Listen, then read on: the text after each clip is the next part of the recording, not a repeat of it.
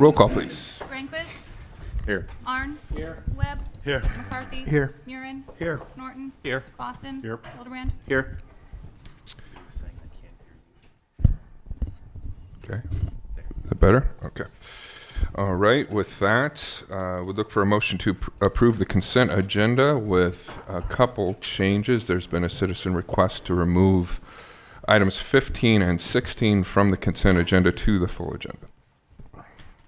So moved, Your Honor. Second.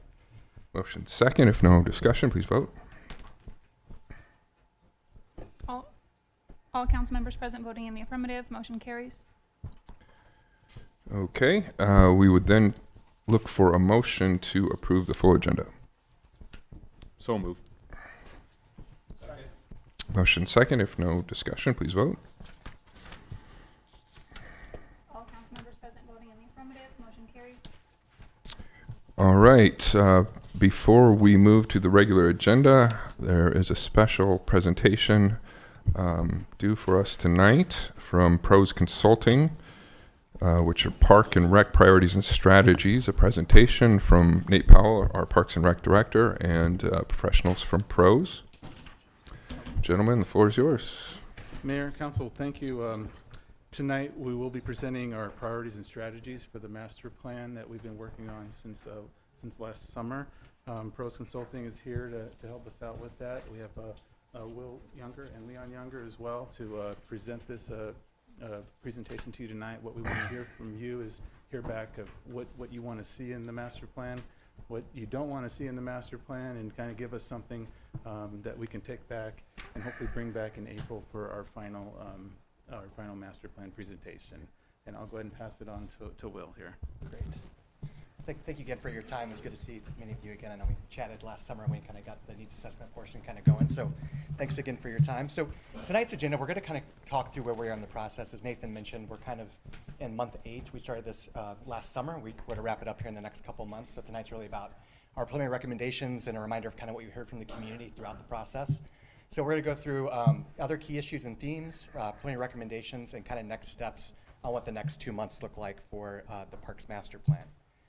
So just a reminder, for anything in green has been completed over the last 10 months, but really we looked at it through three ways. Where are we today, where are we going tomorrow as a community, and how do we get there? So the things in green were some tasks that we had done over the last 10 months. We had site and facility assessments of all the parks. We did level of service standards of the park types and park classifications. We looked at previous plans that have been done, such as the Trails Master Plan. We looked at programs and services. We did some maps, which I'll show here later tonight as well.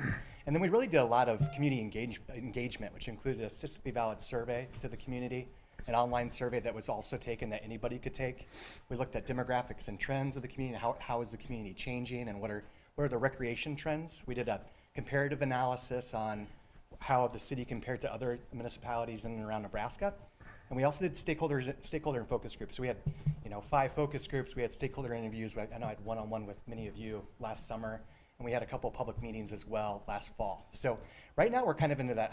What's next steps? How do we make this vision a reality, that what we heard from the community? And that's really the needs prioritization and operations and staffing, and working with Nathan and his team on what's the impact of the staffing levels. So anything in blue is kind of what we're in our last steps, which is capital improvement planning, tying some of our recommendations with funding strategies, as well as an action plan that Nathan and his team will work on over the next 5 to 10 years. So again, I mentioned it's a community-driven plan. So we had 2 community meetings last fall. We had a statistically valid survey that went out last summer, and the goal was 375 households that would take that survey, and we exceeded that with 420. We had 174 responses on the online survey that was open to anyone in the community to take. And we had 5 focus groups and many one-on-one stakeholder meetings with council members, the park board, and some other key leaders in and around the city. So I know Nathan presented some of the survey results in December, but just a reminder of kind of where we are. So this is the facility and amenity priorities, which really, it's called the priority investment rating, which equally measures the importance of how programs or facility types and amenities are for the community, as well as where they are from an unmet needs standpoint. So first we'll look on the left, that's the facility and amenities. So anything in the top 5 was multi-use paved trails was by far the #1 need from the community. Indoor swimming pools and a leisure pool is 2. Natural areas, wildlife habitats 3. Swimming beach 4. and an indoor running walking track was 5. So you can kind of see the themes as it relates to facilities and amenities. And then we also asked that similarly on recreation programs. So the top 5 for that were adult fitness and wellness programs, nature programs, outdoor adventure, fishing, which kind of ties into that outdoor adventure, and active senior programming.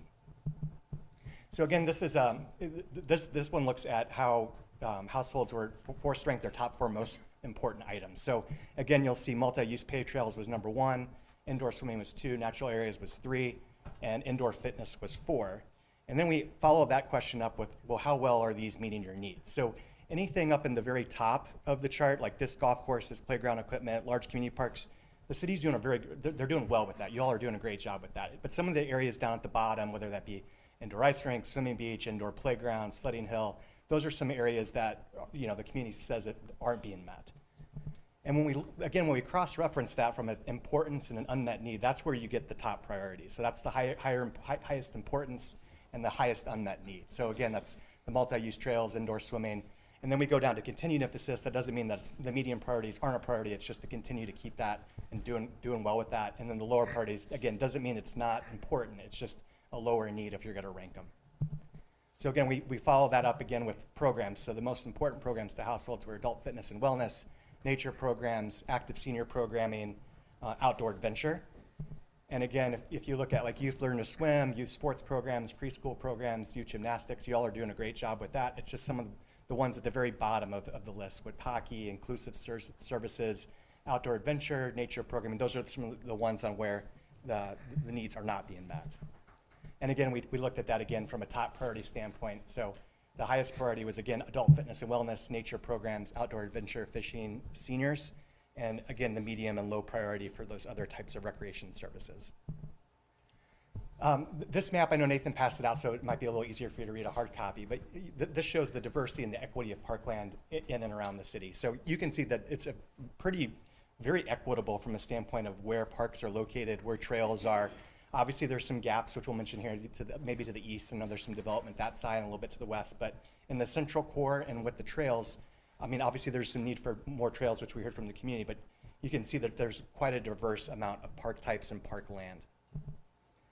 The capital improvement plan we're working through right now with our partner Confluence, which is going to be over the next month, we're going to finish that up. But we look at the capital improvement plan through 3 different buckets. So sustainable is kind of taking care of what the city already has to ensure that it meets the life cycle and it's as amenities and playground equipment life cycle out that it's replaced.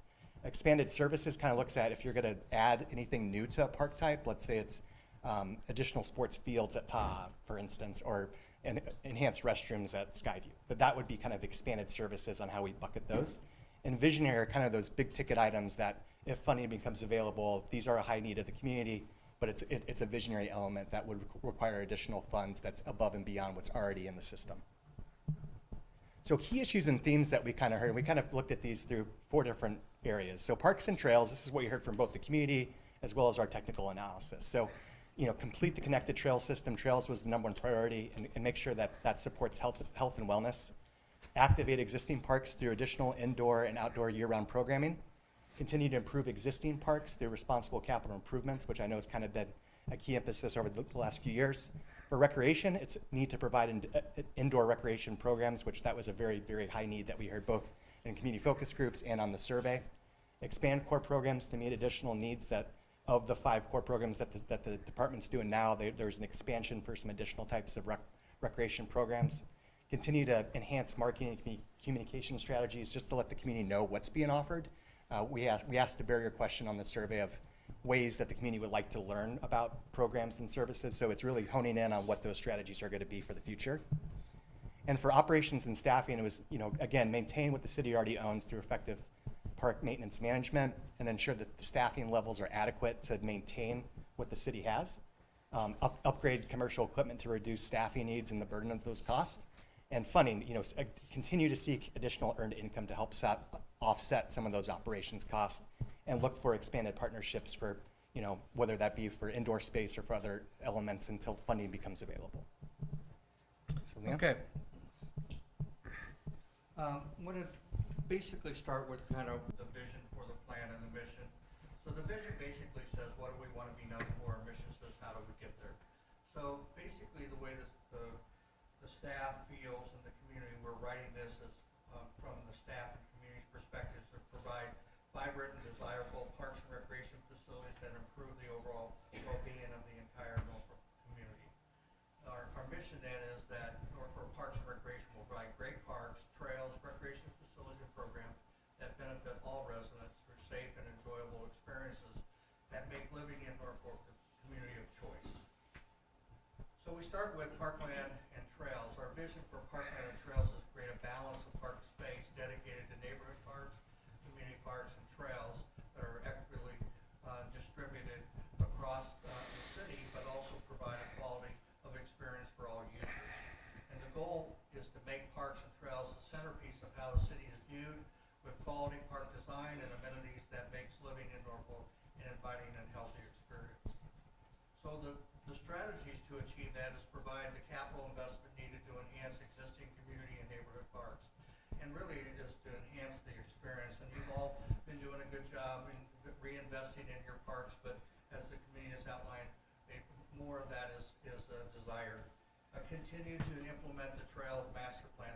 The Trails Master Plan is very well received and the community appreciates it, and actually the trail system into itself is almost a park system into itself because of the way it's laid out, and eventually when it's completed provides a complete opportunity for people to walk, run, or bike on the trail, and it's free. Consider acquiring parkland for a community park in the west and east part of the city.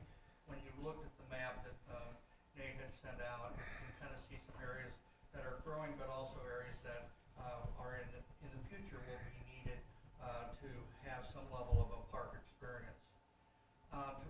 Next is to develop a consistent signage, education, and branding of the park system. Throughout the years, the different signage elements have kind of gone into the park, and creating consistency for residents and visitors, we think would be very strategic and help brand the system better. Establish a standard for land in the city under parks that will be left in a natural state. Most communities your size have a standard where 70% as example will be developed and 30% is left in a natural state, but there's not a policy on that. That can change, and we need to have a dialogue about that. And then develop an additional sports complexes to accommodate the need and demand for soccer and softball. This is you have a real magnet for people to want to come here to play different types of sports, and there's a need for additional complexes, and it also helps the economic side of the city. Within facilities, our vision for recreation facilities is to provide indoor programmable space that support a year-round user. This is something that really allows the park system to be a year-round agency for providing programs. The programs that have been provided by the staff have been well received, and the community would like more of it. So the goal is to meet the desired program unmet needs outlined in the citizen survey as priorities for the parks and recreation system to build on for the future. And the strategies included is implement the program recommendations outlined in the plan that require both indoor and outdoor space, update the pricing and policies. Right now they're a little bit loose, and the ability to create equity between partners and user groups.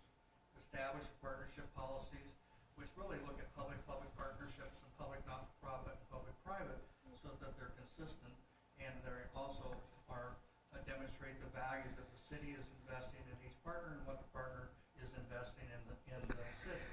And then establish key performance indicators for all the operational divisions, which really talks about how do you measure and demonstrate success, and that the council can follow what the department is doing in a meeting in implementing this plan.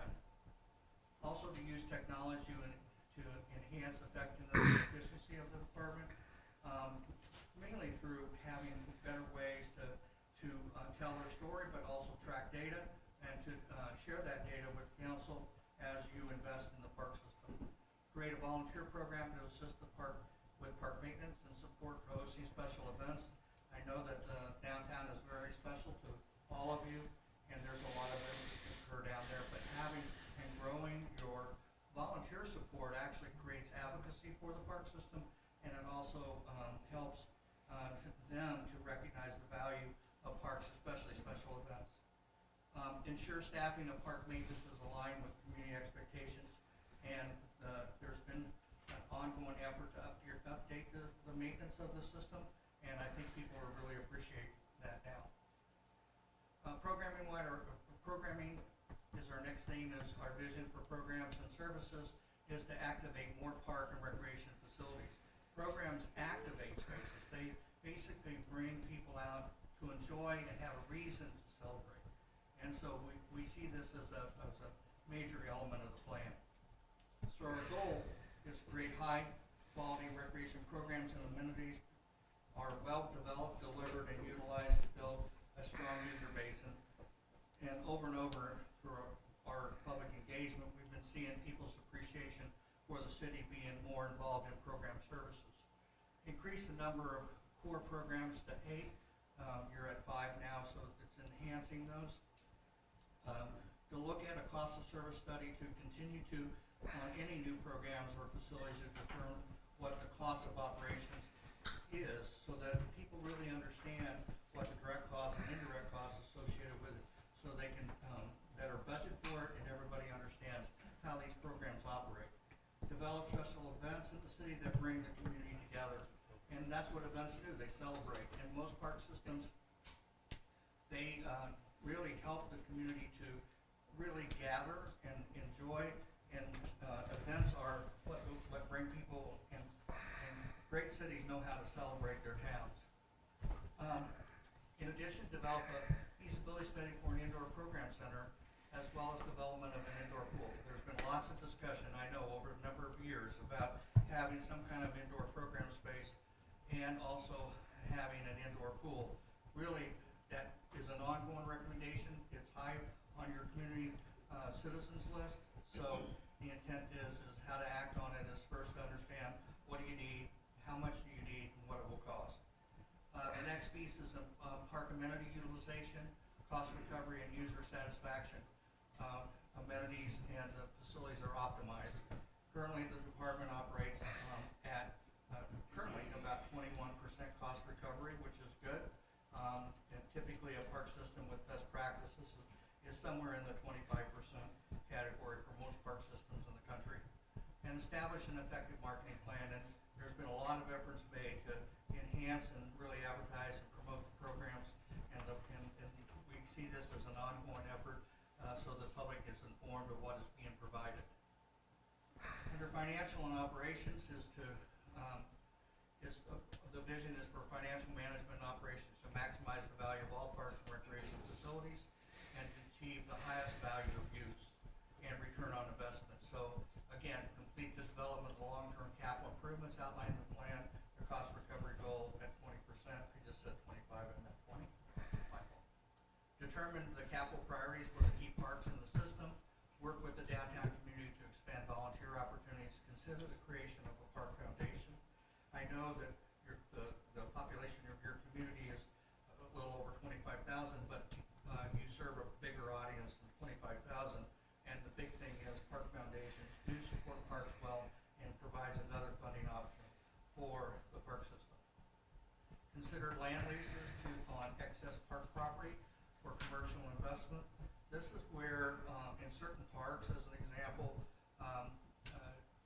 park systems will allow a private group that benefits the users in the park to have space that's leased. Sometimes these can be restaurants, sometimes these can be other types of amenities that people are looking for that could help offset the operating costs. You've got a great whitewater park that's getting ready to be open, and with that, there's a lot of opportunity to maximize the value of that space through some form of a land lease to support the users of the park. Consider a land dedication ordinance on new development in underserved park areas of the city. This is an opportunity just for between development in the future and how development in the city can work to maximize park space, and then consider an impact fee on new development. Both of these are opportunities, and we want to make sure that whether this works for you or not, we recognize that you may not desire that, but it's another way of funding parks across the country and here. So our next steps are to focus on the capital improvement planning, funding and revenue planning, so we know what we're recommending can be funded, and also an action plan that sets priorities based on these recommendations. So at this point, we're open for questions. Thank you. Any questions, Council? I think you guys did a nice job with this. I think the question that a lot of people may be having that heard your presentation is moving on to the next step of capital improvement and capital funding. I mean, we know there's a want or a need, but I guess that's the big question is the capital funding of this plan. And part of that is that we want all of you to weigh in on. We need to know whether that's something you want to do, don't want to do. That's what the intent What- is we have to give you options and share with you what those options can produce and how you would want to use those options. With the households that did fill the survey out, was that one of the questions? We didn't ask a funding question on that. Typically, when we ask a funding question on a survey, it's for a bond issue, where would you support a bond issue at this amount of money on $100,000? But we didn't ask that. We did. Oh, okay. We did have it. We had it. You have it? You did have. We have a funding option question, and it kind of looked, obviously grants was pretty high on the list as a Sure. way, as a way to look, which is usually number one. But yeah, we did ask ways to basically how the community would like to see things, like one, prioritized, and then two, how it'd be paid for.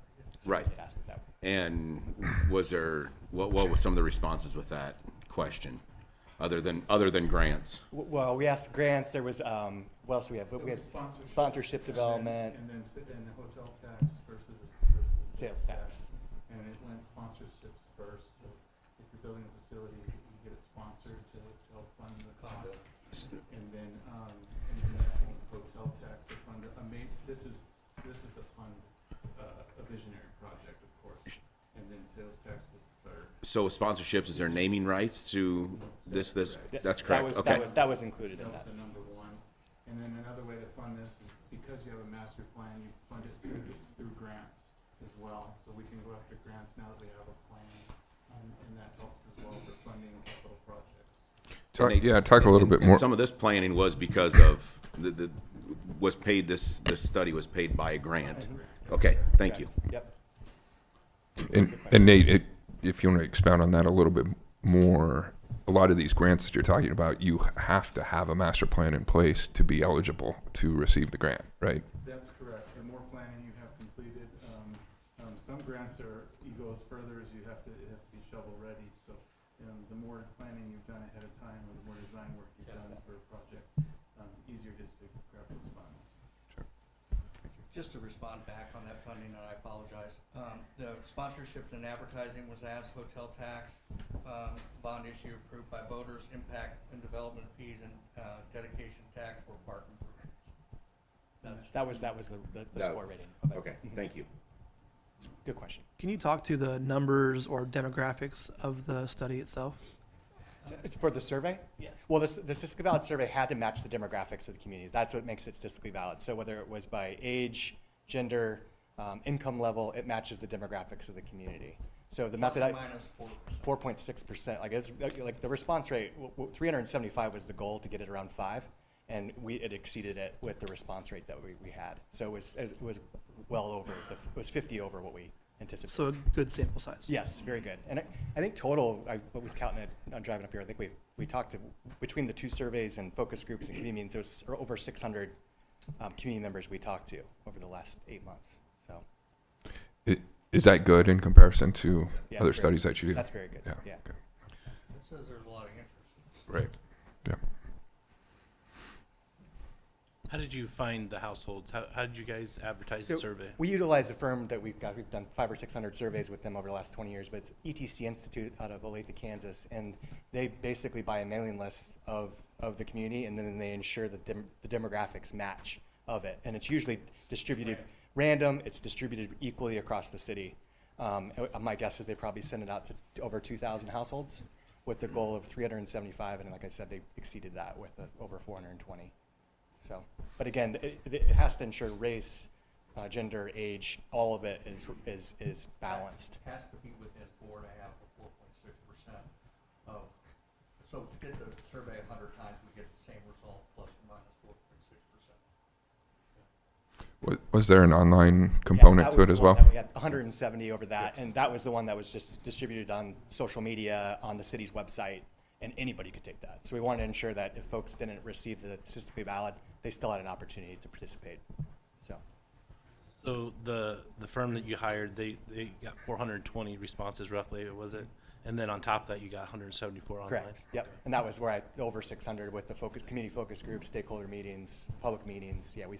The way the survey worked is that you got it in the mail, and so you could take it by mail, and there was a postage paid stamp, and that you could send it back.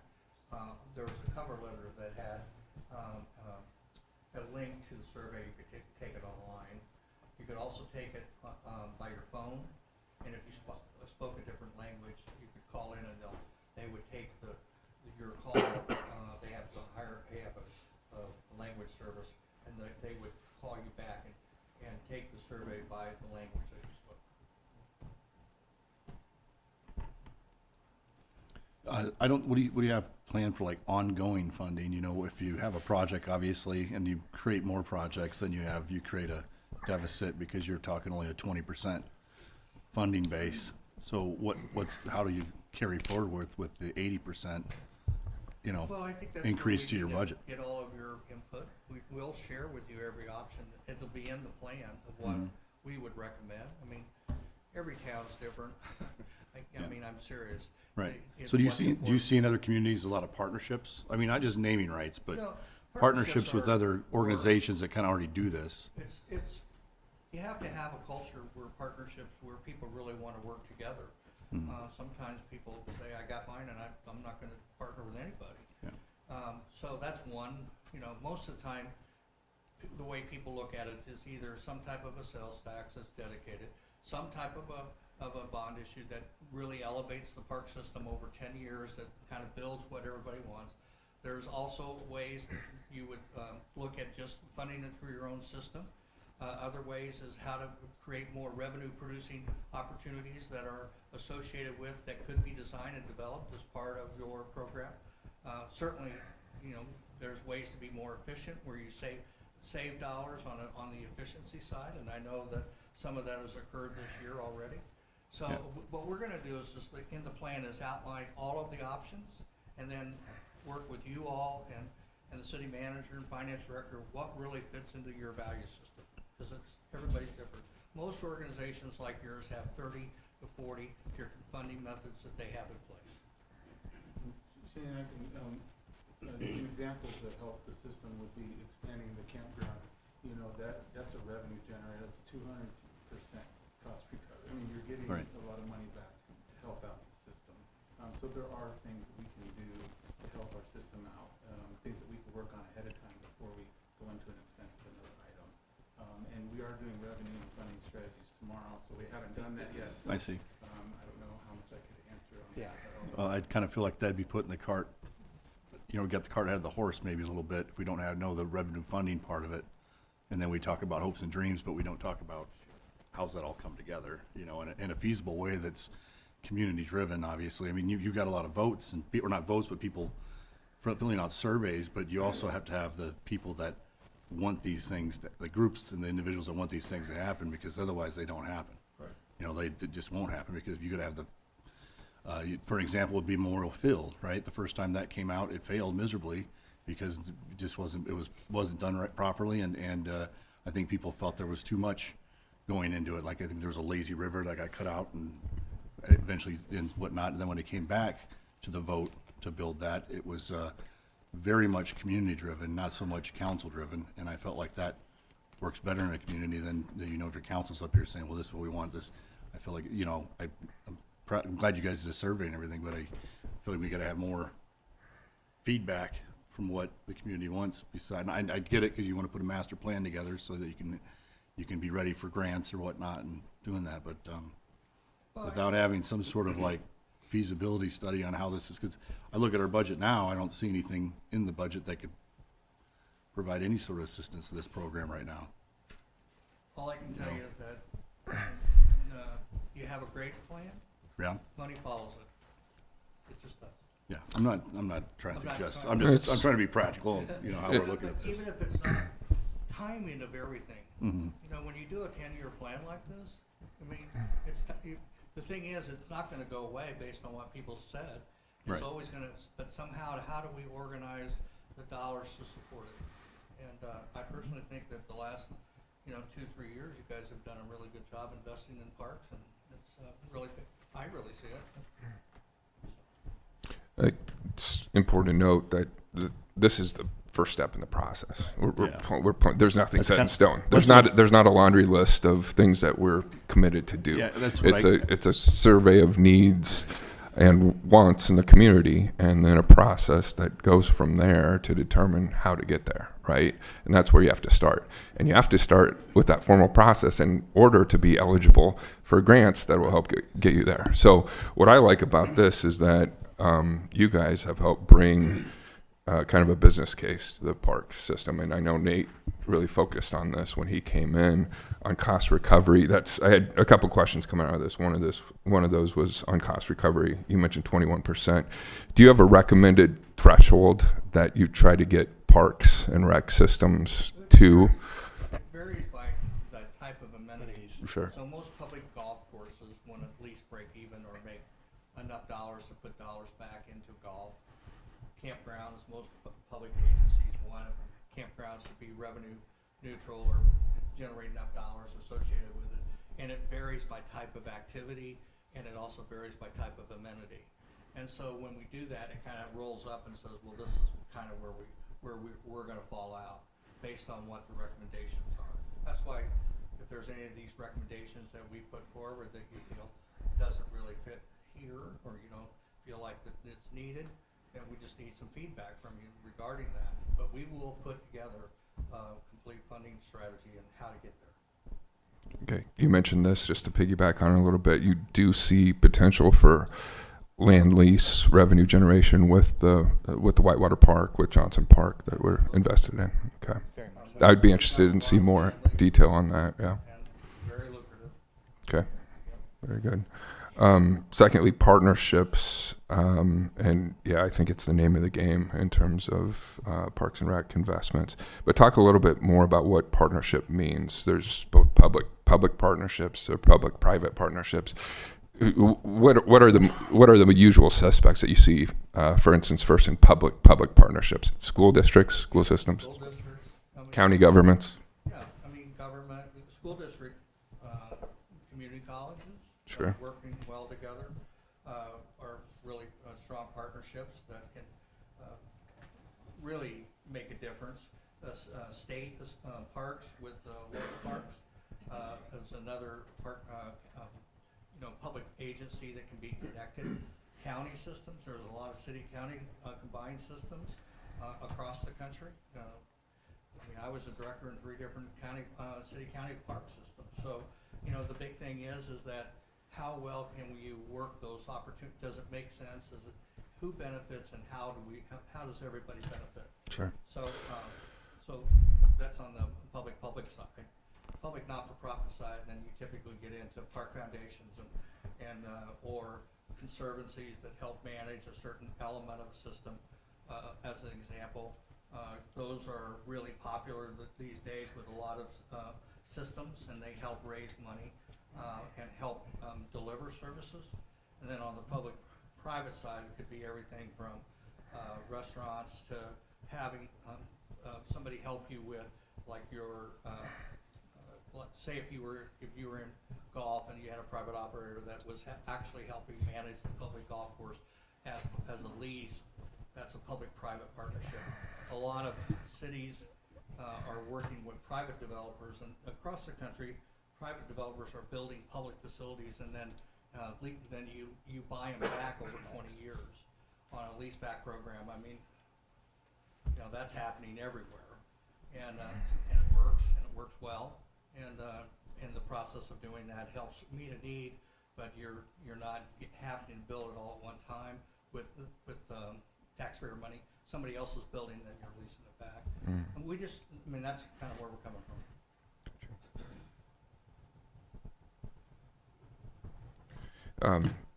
And within that public realm too, Nebraska is a little bit unique in that we have natural resource districts that we partnered to a certain extent on some parks. But you mentioned natural state, a certain percentage of natural state land in our parks. So that's a partnership that makes sense with them. Yeah, you're doing some partnerships right now with Y. You know, I mean, that's always an opportunity here. So. Yeah. Last question for me. Lodging tax. So yeah, you did look at funding mechanisms. How familiar is it in the communities that you work in for lodging tax to at least play somewhat of a role in helping enhance and build parks programs? 5% of the park systems we work with have a lodging tax. So, and some states have a food and beverage tax on fast food. So, that, you know, and a half cent, as an example, is dedicated to parks. I mean, Kansas, as an example, has a liquor tax that's dedicated to parks. So, With the concept being that some of those maybe not so nutritious or foods or things that aren't so good for you help pay into fitness programs and recreation programs in the I community. mean, it's Gotcha. what we have to do is just, we know that you already have laws here, that we just need to make sure that we're working within that, but then also, what are the opportunities? I'll just use one example. When I was director in Indianapolis, we were, as part of building our trail system, which is now up to, I think, about 190 miles of trails, we had a special tag that was designated. The state let us have a special tag just for greenways. And that special tag was $55 per tag. That was your tag on your car. It was like a government tag, like a wildlife tag. Yeah. And it was all the money came back to the park system and gave us really good grant matching money with federal money for helping to build the trails. I'll just use that. Sure. Yeah. Very good. Okay. Any further questions? Did you look at the preventative maintenance schedule of our current parks and how we're doing? And Yeah, we did we did a maintenance standard workshop with Nathan and his team last summer to kind of look to see kind of where they were on maintenance standards. And I know they've been in the process actually implementing that since we started that last summer. what was your guys' thoughts on it?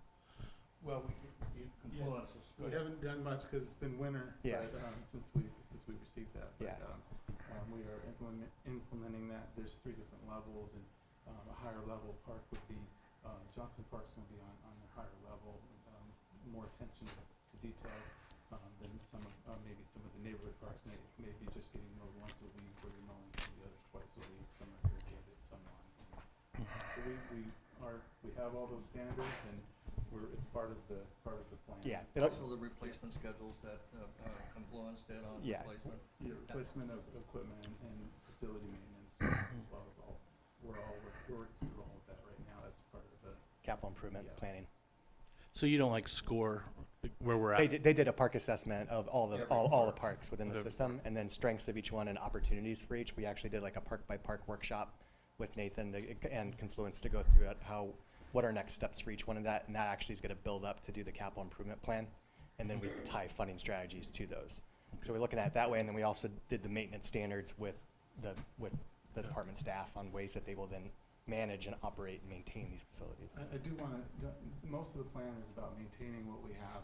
We have a few visionary things, because we're just acknowledging that's what the community wants. They want indoor recreation, they want indoor pool, but that has to be community driven. We're aware of that, and but for the most part, we just need to maintain what we have. We don't have too much. We've done so much, already. But we have to go back to some of our parks and replace some of the equipment that needs to be replaced, and get our parks up to standard and have a level of service that we're providing at each of the parks. So that's pretty much what's coming out. I mean, that's may or not come across that way, but that's where we're at. Yeah, I mean, one of the key themes was maintain what we already own was one of the #1 priorities by the community. So that, I mean, yeah, we have the visionary stuff, but it's also maintain what we already own at a high level. So, but great question. I just feel like we keep on hearing about this indoor pool a lot, and there's several elected bodies that serve the citizens of Norfolk. And I don't think an indoor pool, I don't think this elected body's interested in pushing that. That's like you were saying, Nate, that's a community-driven thing. That's not gonna come from council. So I appreciate the survey, the results, but a lot of these projects, I don't wanna leave the perception that this is what we're trying to do here at the council. Yeah, and that's not what we're here to ask Yeah. the council. It's just an acknowledgement of what the survey says and what the public wants. That's Yep. all we're doing, yeah. But we as a council understand that that's a community-driven deal. That's not a council-driven deal. We understand. Which is fair to say, but when you survey your residents on a random sample and it comes back, it keeps coming back, you have to acknowledge that to a certain extent as well. I think what you're saying, if it's not necessarily council driven, we still owe it to citizens to explore ways to make that happen, because we hear it time and time again. You can't just dismiss that, right? Yeah, absolutely. I just say that there's other elected bodies that are levy the taxpayer, and it's got to be important to them also. It just can't be important. And that's why we're talking about public partnerships, Yeah, which I that think has is to very happen. important. Community-driven public partnerships. Yeah. I really think that that's your, in a community this size, you benefit by everybody working together. It just, Sure. Yeah. All right. If there's no further questions, Nate, do you want to conclude just by wrapping up on where do we go from here? Where are we in the process? Is this 3/4 the way done? How does it wrap up? And then what are the next steps? Yep, and the next steps is to look at the funding and revenue planning, which is we're gonna identify all of our funding. They may not know, but Big Red, if you buy a burger there, I think you get, some money goes to Memorial. So all those different funding mechanisms we'll list out and where our funding comes from and what options we have moving forward. Even just what we have, the cost to maintain it is not going down, so we have to, find ways how we're gonna fund that and what we wanna focus on. Do we wanna focus on revenue generators like campground improvements, or do we wanna focus somewhere else right now? And this is for the next 10 years, so we might be acknowledging the pool, but maybe the public comes 6 years from now and says, let's build that pool. You guys have said, yeah, we've seen it, we know that you want it's part of our plan, and we support you as a community wanting to do those efforts. So that's kind of where we're at right now, is just going through the funding and revenue planning. Thank you, Nate. Thank you. Appreciate time and investment in this from our friends at Pros. With that, we will move on to regular agenda. Before that, though, we do have a staff announcement from our city administrator. Thank you, Mayor and Council. Well, tonight I wanted to take a minute just to introduce a new team member that we have on board as city staff. Jessica Dvorak began her role here as Human Resources Director for the city, would have been last Monday. She did show up for her second week of work, so we didn't scare her away too bad last week. So she's getting on board and getting to meet the staff and the divisions and everything. So I wanted to take a chance to introduce her and acknowledge how glad we are to have her here on board with us, and look forward to working with her. Speech? No. Okay, no. We won't put you on the spot like that. Okay, all right. But Jessica comes to us, I don't know if Andy got into background at all, but from Northeast Community College, where you were the Human Resources Director for how long? I was there for 7 years. Okay, for 7 years. Very good. Okay, glad to have you on board. Thanks, Jessica. Okay, moving into the regular agenda with the amended regular agenda, starting with item 15.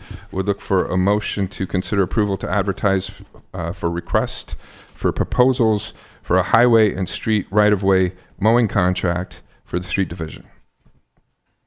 I'll make a motion for consideration of approval. Second. Motion and second, and to hear some background on this, we'll hear from Will Ewell, our streets director. Will.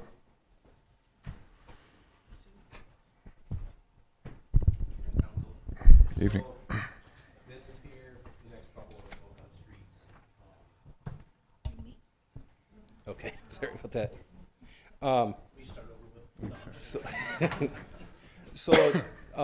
I don't believe the city's done this before, but when the annexation took over, it kind of set us back on mowing as a lot of it. The way it was set up, I think before you made your rounds, about every 2-3 weeks, maybe 4 weeks, and you can make a full round through the city to get mowed. On a dry year, it works pretty well. Like last year, you could see we had a lot of areas that got over what the height is required in the ordinance. And so this here, most of this all here will happen on the state right-of-ways. We can concentrate on the other areas that we mow with our mower. And then this would be paid per time. So if it gets to be a dry year, we're not paying them, you know, if we don't need to be mowing. So each time they go to mow, they'll check in with Matt or I, see if that mowing needs done.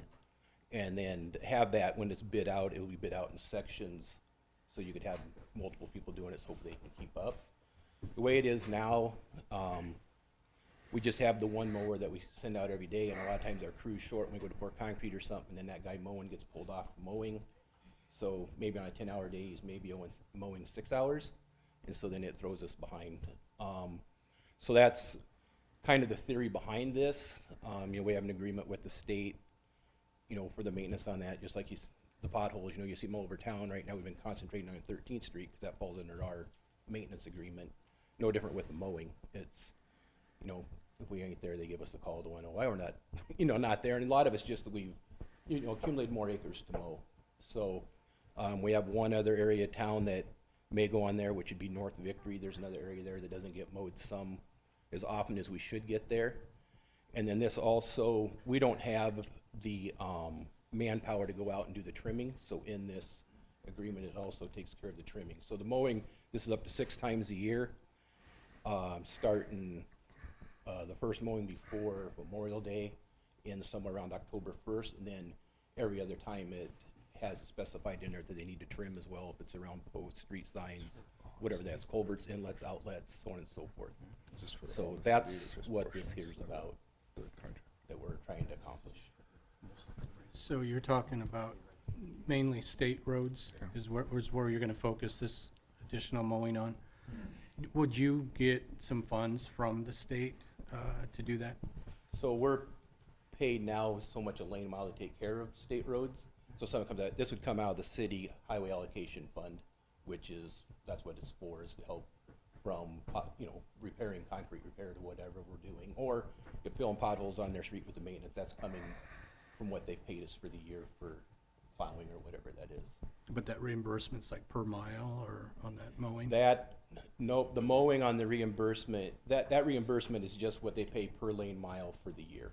And I can't even tell you off the top of my head what it is, but they pay that at the end of every year back to the city. But that's supposed to take care of the pothole repair, the mowing, I mean, everything we're doing, you know, signal repair, whatever that is. Any other questions? I'll just add in here if it's okay, Will. Part of what we're seeing with this too is where our resources are being allocated as far as our street division. I think everybody can agree that we've really tried to focus more on panel repairs, having a lot more in-house work that our crews do out there, as well as the investments in equipment that we've given you guys to do this, and the council has graciously approved those over the years. So I think a bigger question of this is where our resources are going. Yep. And the need out there is into street maintenance. And so some areas like this where you have mowing on the rights of way and those things, it's a lot easier for us to move some contracted resources to those areas so that our crews can focus more on those, you know, day-to-day things that our citizens, you know, will drive on and those services, so that work can get done. I think that's another component of this as well. Yeah, absolutely, and I think from early on, Steve had mentioned, you know, with the annexation, we need to hire like 1 employee a year for the next 3-4 years. You know, last year was the first year we did that. I'm not saying 2-3 years from now when we have those resources that, you know, we couldn't take care of it ourselves. We just don't have that right now to keep it up to the way it should be. So when you contract this out, do you wipe your hands of it then? No, I mean, it still has to be approved, and we still have a lot of other mowing that has to be done. Well, I'm saying, will you come by and mow it still yourselves, or will you say that's a contractor's job? Well, if something ain't right, we'll have to get a hold of the contractor, but, I mean, the whole thing is I did it where I was at before, so I kind of know how it works more, but you know, we'll have meetings with them to show what's expected, and it's spelled out in there as well. And then it has to be deemed acceptable before they get paid and everything else. So it's just not like they go mow and they're automatically getting a check. I mean, But you said up to 6 times, right? Yeah, yeah. So So what- it depends. But it may turn dry like it does some years, and maybe they don't have to mow for 2 months. Then they're not going to get, because they'll be mowed, paid per time. I'm just saying, what if it needs something in between those 6 times? Will we go and maintain it? Yeah, or we'll ask them to mow earlier, and if it comes the end of the year, we'll have to see if the funds are there, or we'll have to try to pick up the slack on it. Okay. So, but the way it was worked before is that once a month type thing, unless you're just constantly getting rain. Normally you get to summer, you start to catch up with it. It slows down. It's that early burst early, and you might get some fall rains where you might need it more again. But normally that'll cover you pretty well. Questions? Well, this doesn't directly impact us, but indirectly, you've worked in different places around the country. As part of this, so some of the plantings and reseedings were necessary on rights of way.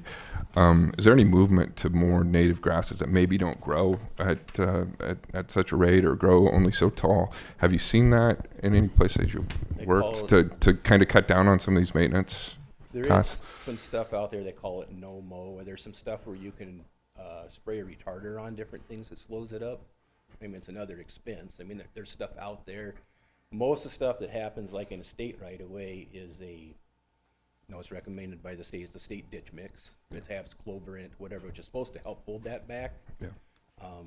Sometimes it does. It really just It's a comes down mixed to, bag. Yeah. If it is one of those though, if it gets hot, it goes dormant. It does come back the next year. And there's some native stuff in there. When I lived in Minnesota, there was a lot of native grasses, but we still got complaints on that being too high for sight distances and stuff. So it's a toss-up, really, to be honest. I mean, they're out there, though. Yeah. Thank you. Any other questions or public input on this? Thank you, Will. Okay, hearing none, please vote. Mayor, I will be abstaining from this vote. Okay. Now please vote.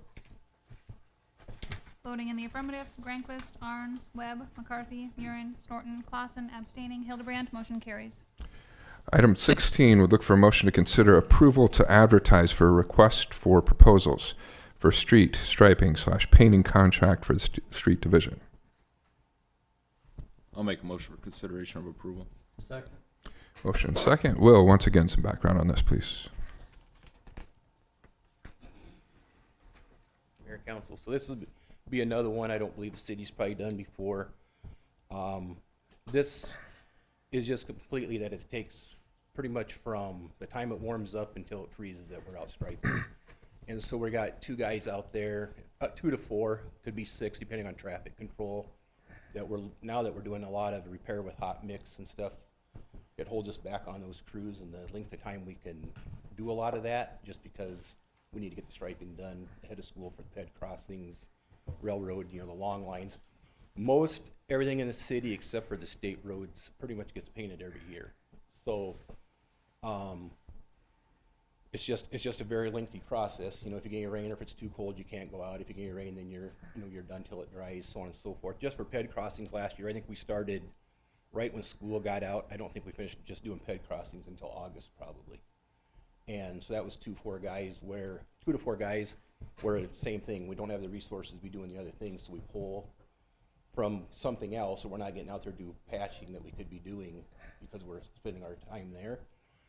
By hiring a contractor, that's what they do for a living, and so they can come in. Most of the time they'll come in, they'll cover something like what we do, probably in a week to 2 weeks, where it's taking us all year, or all summer, I guess you could say. So same type thing. This here it's mainly the arterial streets we have laid out. We'll have them hit a lot of not all the ped. We'll just have to see how far it goes by how it's bid. I mean, you don't know. Some of you bid by linear foot, some of you bid by square foot, depending on what they're striping.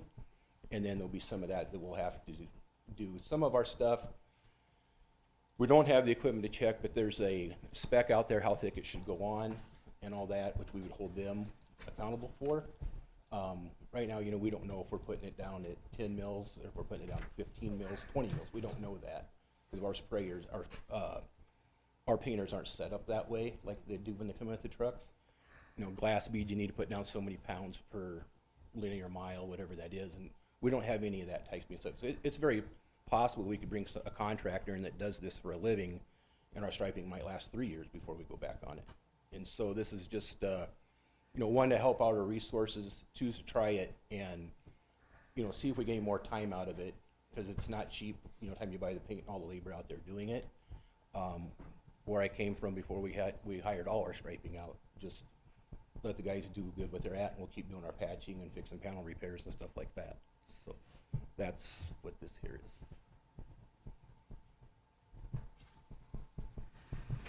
Good explanation. Thanks, Will.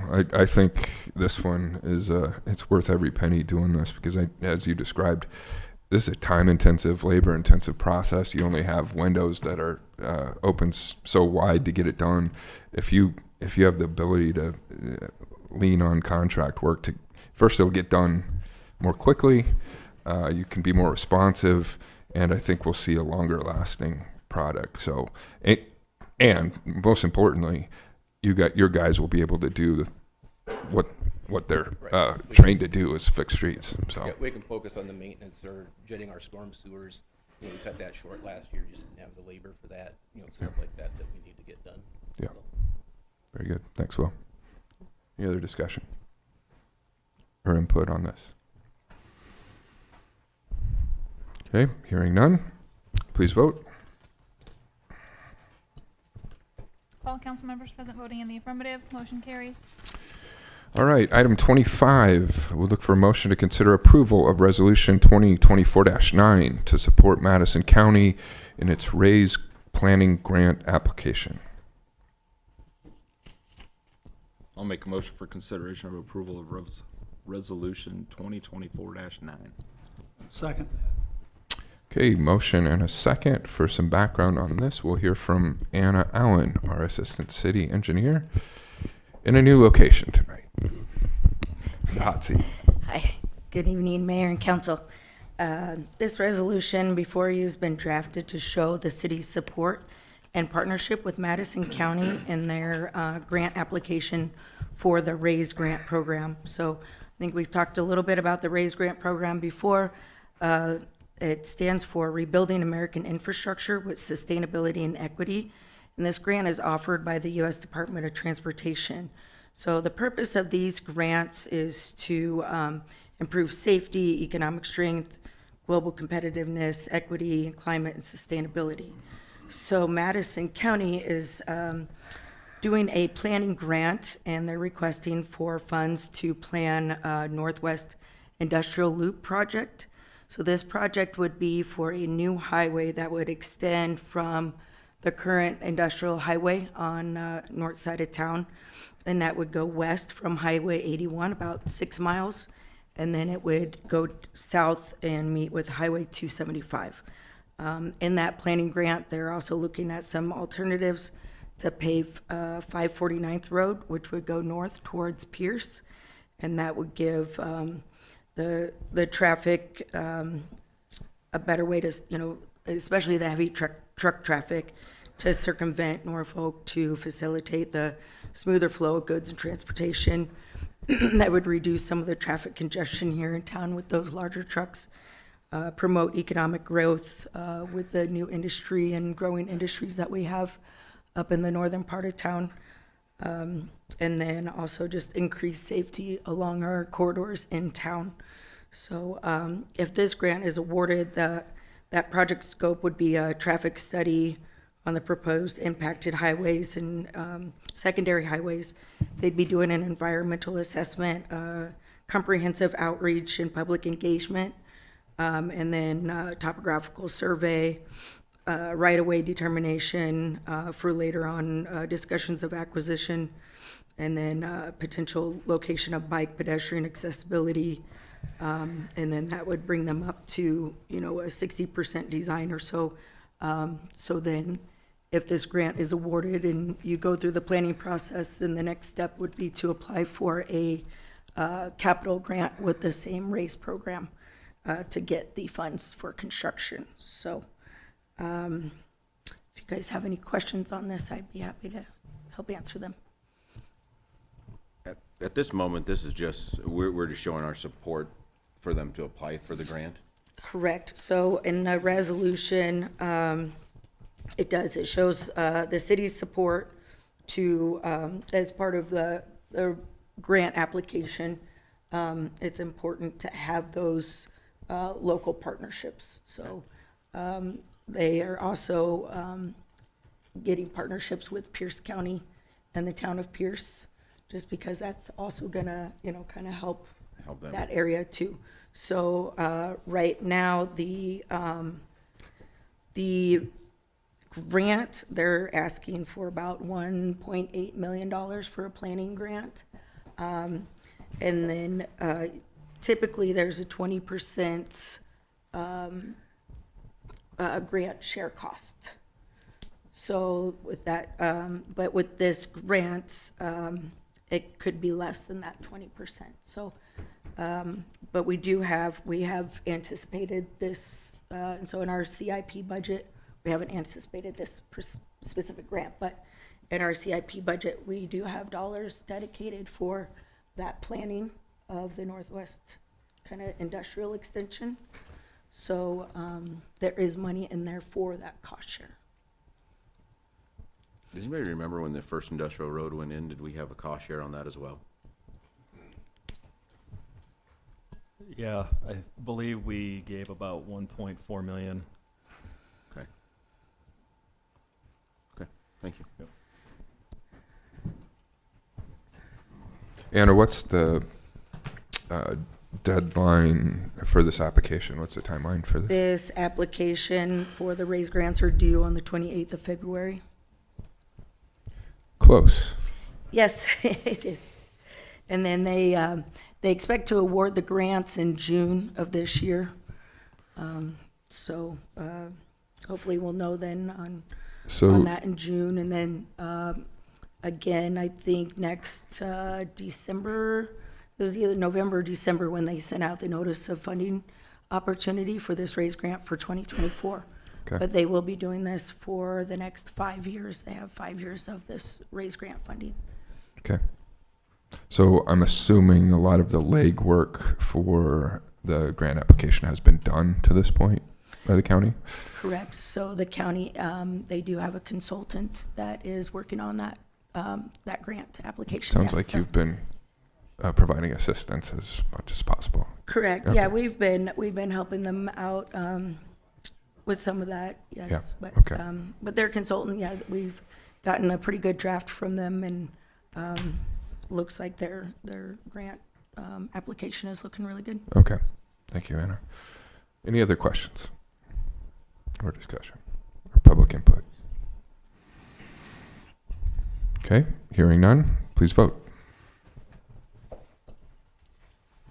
All council members present voting in the affirmative, resolution 2024-9 is adopted. Item 26, would look for a motion to consider approval of change order number 2 with A&R Construction for the West Michigan Avenue and 8th Street reconstruction project, resulting in a net increase of $103,628.84. I'll make a motion to consider approval of change order number 2. Second. Motion and second, and again, Anna, some background on this, please. Okay, so this is a change order for our Michigan Avenue project that was originally awarded on January 2023, and that was awarded to A&R Construction. They began construction in the spring of this last year, and was able to do the project in one season. It had originally been scheduled to do part of it 1 year and then part of it this following year. They were able to get it done in 1 year. So in that change order 1, there was a couple of changes with the pavement thickness along the highway and the highway right-of-way. This change order now is now that it's nearing the end of the project, just kind of reconciling a lot of the quantities. The biggest part of this change order is also for adding quantity to do a full reconstruction of the intersection at 7th and Michigan Avenue. So prior in the original design, it had it only went out not quite to halfway through that intersection. to replace the concrete and storm drain at 7th Street. So we thought this would be a good time to extend those quantities and complete that entire intersection because it was in need of repair. Also, looking into the future, we thought, getting it done on this project would make it easier for future repairs. So if there are any repair projects for 7th Street, then we would still be able to allow traffic through that area down Michigan. The other part of the change order too was an increase in some water and sanitary service connections. So that was another added cost. When we designed the project, to the best of our ability, we had the information for water and sewer services, but then as they got into the construction of those pipelines, they realized there was more services coming onto Michigan than there were the side streets. So, but I'd also like to note that during construction, we did go out there and with our GPS and our GIS technology, we're able to locate those accurately, the new water services and sewer services. So if you guys have any questions on that, I can help answer those. And I just have one on those connections you're talking about. That's just the service for the residents, each house, correct? Correct, yes. On this project, there was a new water main and a new sewer main that was constructed. So getting those services tied back into those water and sewer lines. So in reality, that should give those folks better services down in that area. Correct. Fresher and stuff like that. Yes. Okay, thank you. To a certain extent, this change order was kind of unavoidable, to a certain extent with services, utilities. With the services. Mm-hmm. Yeah. Mm-hmm.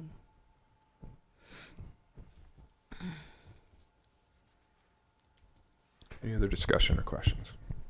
I think that's a good point, Councilman. Even with that, I do want to say I commend the staff work and oversight process on this project. I got in council in 2012, and we were talking about Michigan Avenue reconstruction. It's done, and got done ahead of time. It's a good thing. Right. Good thing. There's still a few, small items to finish up on that, but the majority of it is completed. The rest of the project is just reseeding when the weather is nice enough to get reseeded, and then replacing some fencing or putting back up some fencing that they had to take down, and just a little bit of cleanup. Very good. All right. Any other questions or discussion? Public input? Hearing none, please vote. All council members present voting in the affirmative, motion carries. Last but not least, item 27, we'll look for a motion to consider approval to purchase a fishing dock from AccuDock in the amount of $184,166. I'll make a motion to consider approval to purchase a fishing dock from AccuDock. Second. Motion second. For some background on this, Nate Powell, our Parks and Rec Director. Yes, Mayor, Council, thank you.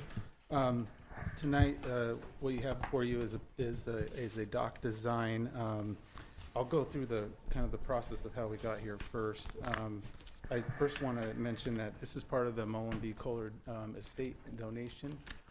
He donated $948,000 to the Parks and Rec, and $250,000 of that is going towards a fishing dock at Skyview Lake and this is all for youth programs, and so that's part of the $250,000.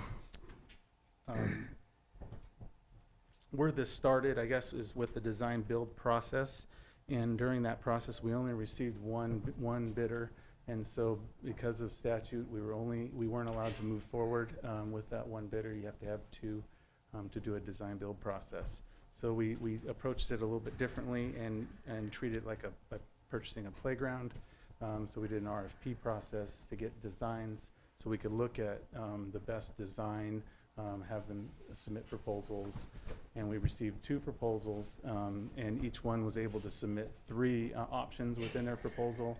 And AccuDock submitted 1 option, and EasyDock submitted 3. We brought a group together with a city engineer, Game and Parks, and some local fishermen and city staff, and and looked at what was the best option, and we selected the one with the best value and quality. They're all right within the same price range in that 174 to 184, but it really depends on what you add to it and what you take away. So we extended the arm a little bit and made some adjustments to it, and what we have before you is what that committee selected to move forward with. It's $184,000. I don't have the exact total on here. $184,166. The next step would be to hire a local contractor to do the installation, and we are getting quotes for that right now, and I'm working through that process. Once we have an approved dock tonight, we can move forward with finding a contractor. Any questions? Is there a way you can put this on? How's this dock for in the wintertime when the ice freezes over? What's the plan for it then? Yep, so we selected as part of the RFPs, it had to be a dock that could handle the ice and stay in the water, and this one can handle that. And Without a bubbler, right? yeah, what's that? Without a bubbler, like where they put a bubbler in the water to keep the water from freezing? Yeah, without a bubbler, that's Okay, correct, yes. That concerns some of the ice fishermen out there. Yep. No, they sent examples from Minnesota. We do need to thank the Kaler family for the $250,000 absolutely. donation to pay for this, so. Nate, is there a way you can put what's in the enclosure up on the screen so people can see it? The model of the dock you're talking about? Yeah, I sent Val what the materials look like, if you You can want to see explain that. what it is. Yeah, while she's doing that, as Councilman Clausen and Webb said, we can't overstate our gratefulness enough to the Kohler family for this incredibly generous donation. And I think it's part of these kind of partnerships that we were talking about before, Nate, that you're seeing in Parks and Rec, these donations and gifts that are becoming more frequent as we see reinvestment and improvements in our parks. So that's to your commendation and other parks staff. Go ahead, Nate. Yeah, what's before you is not the design, but just to show you the materials that are being used on this dock. And it is a 24 by 60 fishing dock. It's about 1,400 square feet, 1,440. It'll be PVC composite decking with the wired railing that you see there. And there'll be different sizes, different heights for lower for ADA fishing, and then your standard heights as well. So that'll be throughout. And then there'll be two 35-foot gangways that are 5 feet wide, probably about as wide as what you see there, that go from the shoreline out to the dock. And it's trying to get out to deeper waters, so you actually are fishing in it's about 7 feet is where we'll be when we'll be 35 plus another 25. So yeah, it's about 60 feet out. Can you describe where at Skyway Lake this will be located? Yep, so it's going to be between the jetty and the boat launch on the south side, and where the boat rentals were last year, those won't be there this year, but that's where we'll be putting the dock, is in that area. So the other dock that's there will remain there? The one for the boat, that's correct. Yeah, right, okay. Yeah.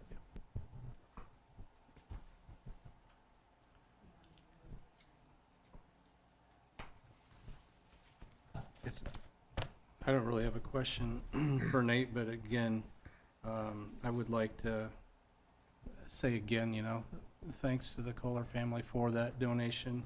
Also like to thank the Game and Parks for their input. I know the first design that came out is one that we didn't feel was quite right, and employed the knowledge of the Game and Parks because of all their experience in doing these. And I thought they were very, very helpful in helping get to this final design. Absolutely. They were really strong against not having dual purpose on the dock. So no boat launches off the dock because fishing and boats and just aren't going to work together. And so that was a good input from them. And I have been in contact with the Kohler family rep as well, and keeping them updated on what we're doing as we go along. We did talk during that first time too. Was there any coverage or benches plan for this? Yeah, those 4 benches you see along the front there, those are benches. Oh, those are Yeah. benches, okay. Yeah. But no, there's no roof or covering to this? No roof, no.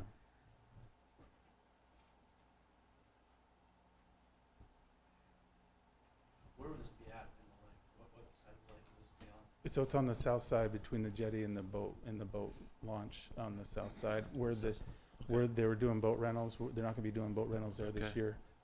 That's where we're putting it, right in that Okay. area. Nice. Sorry.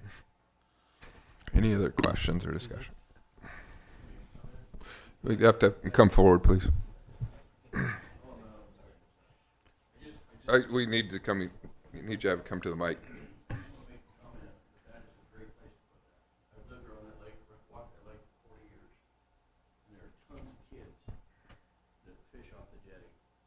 And it's dangerous. It's concrete pieces, I've seen them fall. A dock there fishing for kids is a great use of funds. So I gotta commend you on having the financing and getting the job done. Thank you, John. Could you state your name for the record and then John to sign it? Seagull. Okay. Thank you, John. I do wanna say, Game and Parks did help us out with that location as well. So. Excellent.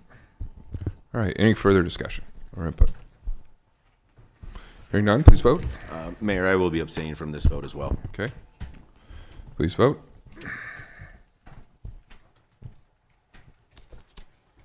Voting in the affirmative, Granquist, Arns, Webb, McCarthy, Murin, Snorton, Clausen, abstaining, Hildebrand, motion carries. That concludes this meeting of the Norfolk City Council. We are adjourned.